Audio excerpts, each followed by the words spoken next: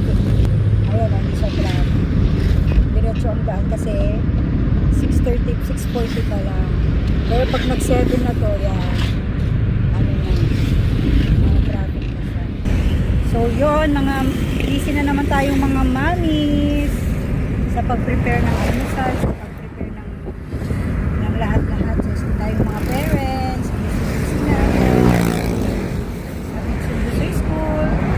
Kasi lumipat na nga ng school kong anak ko, diba? Sabi ko po, dagupan na siya kasi first year high school na po siya, or grade 7. Medyo napalayo na kami ng school. Kasi dito sa lugar namin is wala masyadong school, isa lang. Ang isa lang yung private school nila medyo sobrang sobrang dami na kasi lahat doon sa lugar namin doon pumapasok. Masyado na siyang siksikan na kumbaga. So nilipat namin doon sa Dagupan at papaano hindi ganun kadami yung estudyante.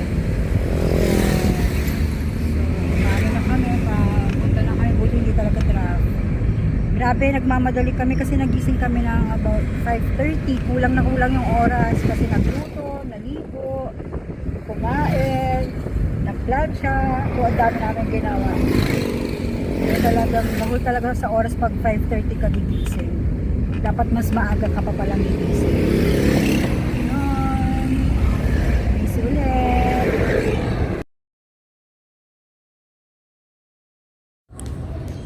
Pulot ka mangga. Ayan, ang bibisin. Oh guys, ayan na. Lunch time na anak ko, pinakain ko siya. Ayan. Hatid na ulit sa classroom, tapos na siya mag-lunch.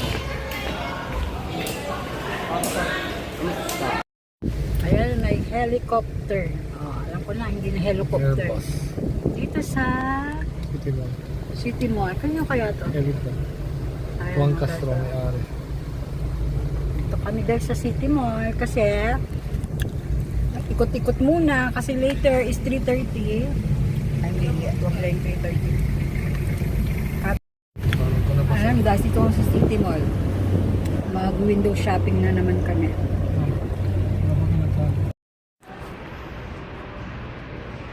Lakad ng basketball player.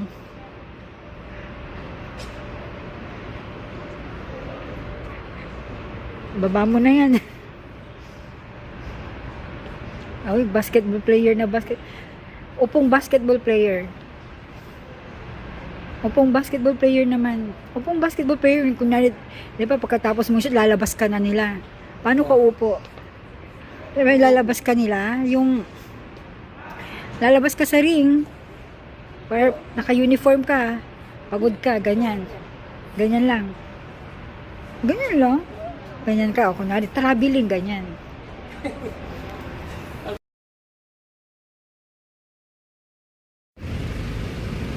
Hello guys, nandito ako sa school ng anak ko. Bali, second day ngayon ng school niya.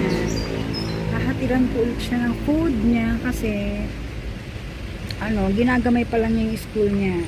Medyo nahihiya-hiya pa po siya pumunta sa canteen.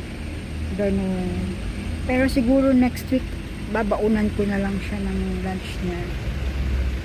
Kasi parang mas healthy siguro pag ako yung mismo magluluto ng niya. Magluluto mismo ng lunch niya. Handle with love. Ayan guys, itong school ng anak ko. So, nandito ako ngayon sa sa park, basta sa dito sa labas. Ayan. Ito, nakaupo ako dito sa siso ba to? Ayan. Ito guys. So, ayan.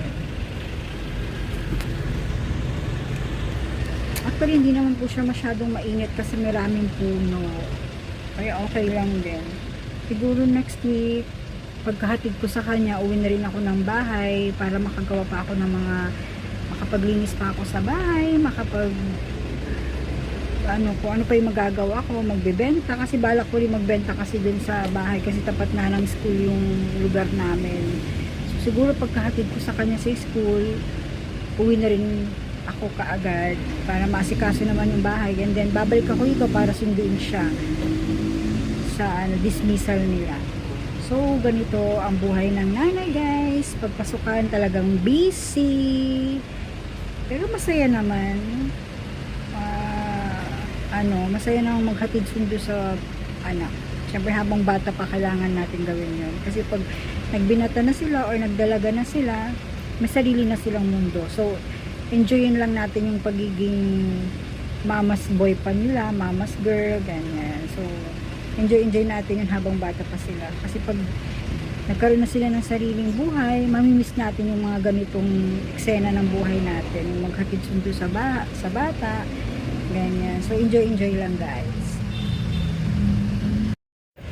Maagang nagigising sa bahay ngayon, guys. Siguro 5 o'clock nagigising na kami para mag-asikaso ng almusal, ganyan. Asikasuhin yung pagpasok sa school.